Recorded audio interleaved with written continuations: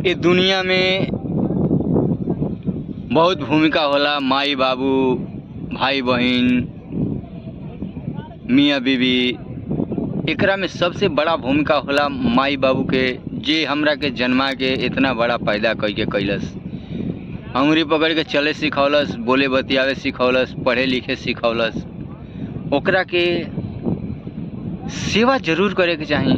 आज के करोड़पति बेटा बहू करत लो, जे माई बाबू बूढ़ा गइले, चले लायक नहीं, कुछ करे लायक नहीं, तो ओकरा के अनाथ आश्रम में डाल देता लो। ओकरा के दूगो रोटी खातिर, एगो दवाई के टिकिया खातिर तरसावे लगता लो भैया।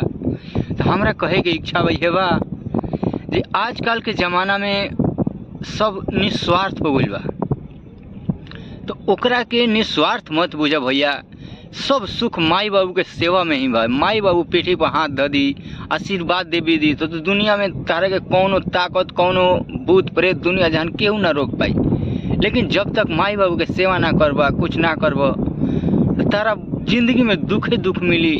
तो ओकरा पर कवि के भाव कैसे बा, का बा भैया, सुनावतनी हम। अरे सेवा के माई बाबू के निहाल करी हो, कि सेवा के माई बाबू के निहाल करी हो। जे जनमिया दिहल, जे जनमिया दिहल, ओकरो के ख्याल करी हो। जे जनमिया दिहले उनहु के ख्याल करी हो। सेवा कोई के माई बाबू के निहाल करी हो। जे जनमिया दिहल उनहु के ख्याल करी हो। जे जनमिया दिहल उनहु के ख्याल करी हो।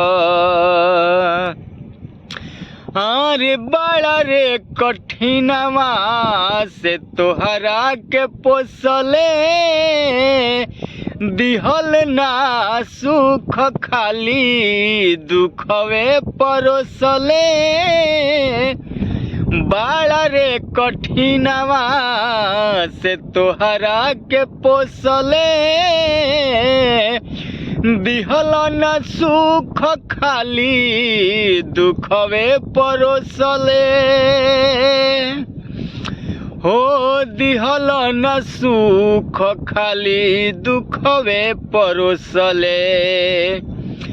इहे बात अपना मन में सवाल करी हो। इहे बात अपना मन में सवाल करी हो। जे जनमिया दिहल, जे जनमिया दिहले उनहु के ख्याल करी हो। हो जे जनमिया दिहले उनहु के ख्याल करी हो। सेवा के माई बाबू के निहाल करी हो। जे जनमिया दिहल उनहु के ख्याल करी हो। जे जनमिया दिहल उनहु के ख्याल करी हो। धनवा गहनवा लगल अपने से बाटे। अरे धनवा गहनवा लगल अपने से बाटे। अपन पेटवा भर लिहल माई के नयाटे। अपन पेटवा भर लिहल माई के नयाटे। और धनवा गहनवा लगल अपने से बाटे। अपन पेटवा भर लिहल माई के नयाटे। हो अपन पेटवा भर लिहल माई के नयाटे। छूछे पानी पिए खातिर कहियो चाल करी हो।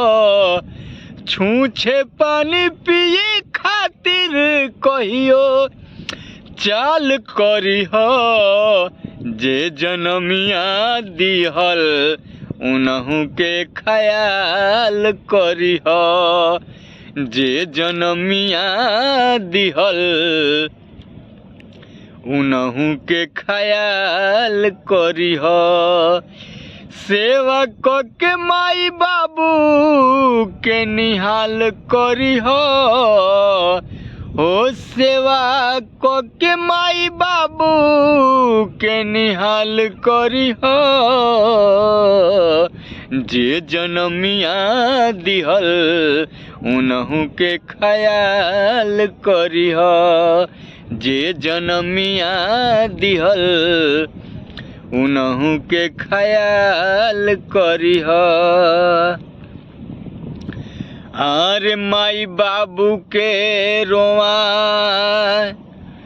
माई बाबू के रोआवल बाबू बाव नाही जाई, अपना पर परी तहिया तोहरो बुझाई।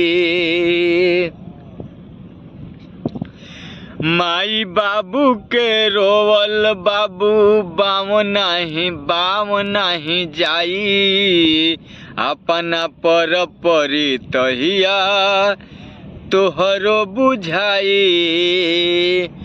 ऐसन गलतियां नहीं हृदय विशाल करी हो, ऐसन गलतियां नहीं हृदय विशाल करी हो, जे जनमिया दिहल उनहु के ख्याल करी हो, जे जनमिया दिहल उनहु के ख्याल करी हो।